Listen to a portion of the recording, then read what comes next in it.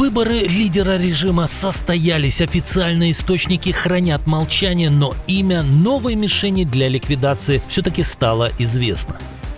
Демилитаризация невиданных масштабов. В штабах поделились подробностями. Число уничтоженных целей идет на сотни. США начали сухопутную операцию. Вашингтон нашел союзников внутри страны. Мощные удары по российскому флоту. Одно судно ненадолго встало на якорь, с другим все гораздо хуже. Повреждения катастрофические. Российская противовоздушная оборона перешла на сторону ВСУ. Сбита жирная цель. Мерц в роли Лукашенко, Трамп в роли Путина. Лидеры поспорили над картой боевых действий. РФ начала спецоперацию на Ближнем Востоке. 11 срочных рейсов всего за 2 дня. Эвакуация или переброска сил. Об этих и других событиях к вечеру среды 4 марта. Факты, которые имеют значение. Новости Нехта. Коротко и по делу. В Иране появился наследственный аятолла. Новым верховным лидером страны избрали Маджтабу Хаминеи, сына убитого Али Хаминеи. Об этом сообщил независимый телеканал Иран Интернешнл. По данным источников, решение приняли под давлением корпуса стражей исламской революции, чтобы срочно закрыть вопрос власти после гибели прежнего лидера. Официально о назначении пока не объявили. В Тегеране опасаются, что сразу после избрания новый лидер может стать целью ударов США и Израиля. Маджтабе Хаминеи 56 лет, но его назначение может вызвать недовольство внутри страны. Передача власти от отца к сыну противоречит традициям шиитского духовенства. В Израиле отреагировали жестко. Любой лидер, назначенный иранским террористическим режимом, чтобы продолжать реализовывать план по уничтожению Израиля, угрожать Соединенным Штатам, свободному миру и странам региона, а также угнетать иранский народ, станет безоговорочной мишенью для ликвидации. Неважно, как его зовут и где он прячется. Накануне сообщалось об ударе по зданию, в котором так называемый Совет экспертов должен был избрать нового аятоллу. Но информации о последствиях этого удара пока нет. Иран фактически ударил по территории США. Дрон атаковал американское консульство в Дубае. Территория дипломатического представительства, согласно международному праву, является территорией страны. После попадания беспилотника на месте вспыхнул пожар. Госсекретарь Марко Рубио заявил, что жертв нет. Пожар быстро потушили. Накануне иранские БПЛА ударили по посольству США в Саудовской Аравии. Ранее солидарные с Ираном пакистанцы ворвались на территорию американской дипмиссии в Карачи. Охране консульства пришлось открыть огонь, погибло 9 нападавших, 2,5 десятка получили ранения. Из-за этих атак США закрывают свои представительства в ряде стран региона. Демилитаризация идет по плану и достигла невиданных масштабов. Уничтожены сотни ракетных пусковых установок. Но это не россказни российского генштаба, а заявление несоизмеримо более авторитетного источника. Армия Израиля отчиталась о результатах операции против Ирана. Израильская авиация выполнила более 1600 боевых вылетов и нанесла удары по стратегическим объектам. Всего было сброшено около 4000 боеприпасов. Под удары попали ракетные базы и другие военные цели. Уничтожено около 300 пусковых установок баллистических ракет. Под удар попал и целый ряд других военных объектов кровавого режима. В частности, секретный ядерный комплекс Минза-Дехей, который располагался недалеко от столицы страны. По утверждениям Цахал, в нем иранские ученые пытались создать главные компоненты для ядерного оружия. Не менее впечатляющими успехами поделились в Пентагоне. В ходе операции «Эпическая ярость» уже уничтожено 17 иранских кораблей и 1 подводная лодка. Об этом сообщил командующий CENTCOM адмирал Брэд Купер. По его словам, в операции активно участвуют стратегические бомбардировщики Б-2 «Спирит» и Б-1 «Лансер». Американские военные утверждают, что после этих ударов иранские корабли фактически исчезли из ключевых вод региона – Персидского и Оманского заливов, а также Ормузского пролива. В Вашингтоне заявляют, что контроль над основными морскими маршрутами теперь перешел к Соединенным Штатам. Но в Тегеране говорят прямо противоположное. Иран объявил, что взял под полный контроль Ормузский пролив. Об этом заявил государственному информагентству ФАРС представитель Корпуса стражей Исламской революции. По его словам, иранские военные уже уничтожили 10 танкеров, которые попытались пройти, несмотря на запрет. Правда, никакими другими источниками такие утверждения не подтверждаются. Ранее сообщалось об атаках только на 5 судов.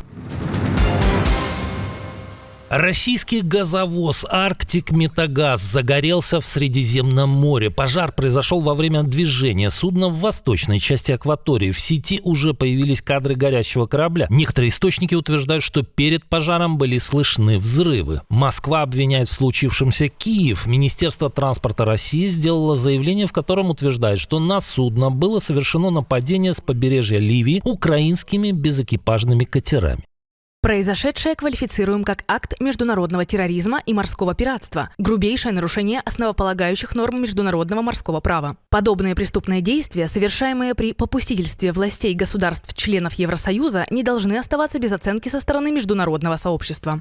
Советник министра обороны Украины Сергей Стерненко опубликовал фото повреждений, полученных судном в результате инцидента. Кадры сняты неизвестным беспилотником. По словам Стерненко, корабль получил настолько серьезное повреждение, что не подлежит восстановлению. «Арктик Метагаз» находился под санкциями США, ЕС и Великобритании. Украинская разведка считает его частью схемы поставок газа в Китай.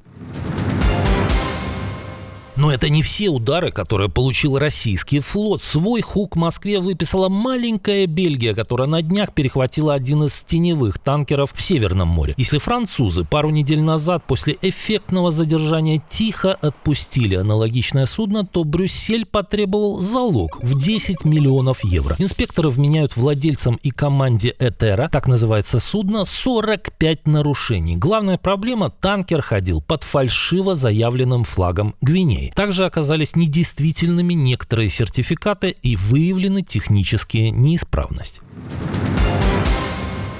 США начали наземную операцию. Правда, речь пока не о высадке в Иране. Американские военные начали действовать в другой части планеты, в Эквадоре. Операция проводится совместно с местными силовиками. Цель – борьба с наркотеррористами. Власти Эквадора ранее официально признали крупнейшие наркокартели террористическими организациями. Где именно проходят боевые действия, пока не раскрывается. Это первый случай, когда армия США действует на земле против картелей в Южной Америке. Ранее американцы ограничивались ударами по лодкам контрабандистов. Но и в Иране Вашингтон не исключает наземные операции. Найден серьезный союзник внутри страны. Как сообщает CNN, в Белом доме обсуждают сценарий восстания. По данным телеканала, администрация Дональда Трампа уже провела переговоры с курдскими лидерами и иранскими оппозиционными группами. Речь шла о возможной военной помощи и координации действий против иранских властей. Курдские формирования насчитывают тысячи бойцов. Они действуют вдоль границы Ирана и Ирака, в основном на территории иракского Курдистана. Российское ПВО снова ударило по своим. Накануне вечером над Ростовской областью был сбит российский военный вертолет с экипажем на борту. Все, кто находился внутри, погибли. Военный вертолет Ми-8 сбит во время работы ПВО в хуторе Дудки Ростовской области. 3 члена экипажа погибли.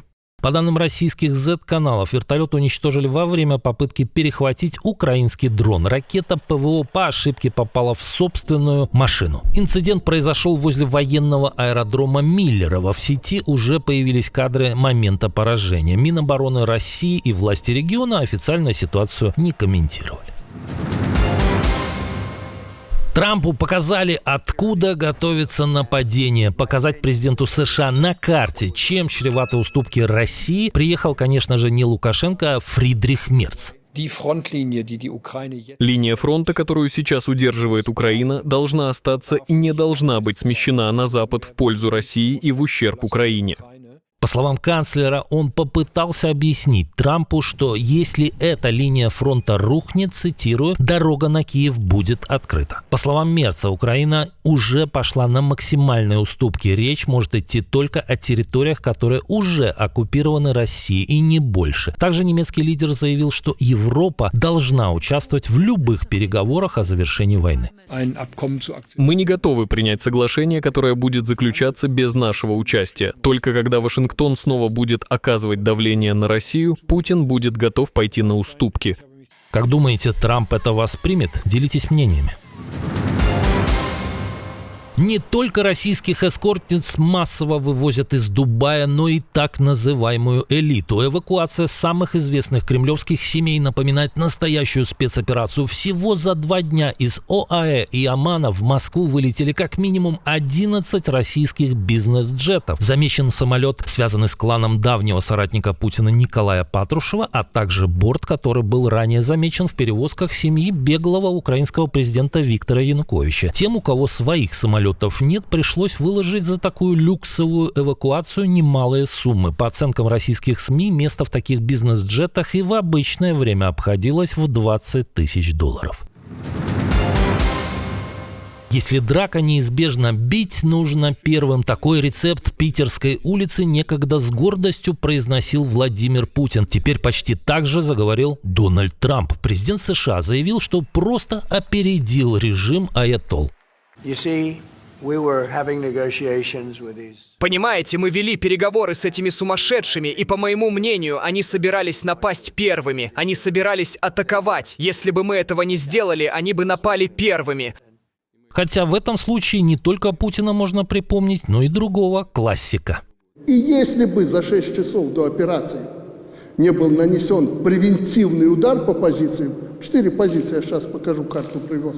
Какие требования выдвинул Ирану главный союзник? Как война на Ближнем Востоке бьет по европейской экономике? Кого из европейских лидеров похвалил Путин? И как россиян готовят к голодным временам? Об этом мы рассказывали в прошлом выпуске. Посмотрите, если не видели. Увидимся уже утром.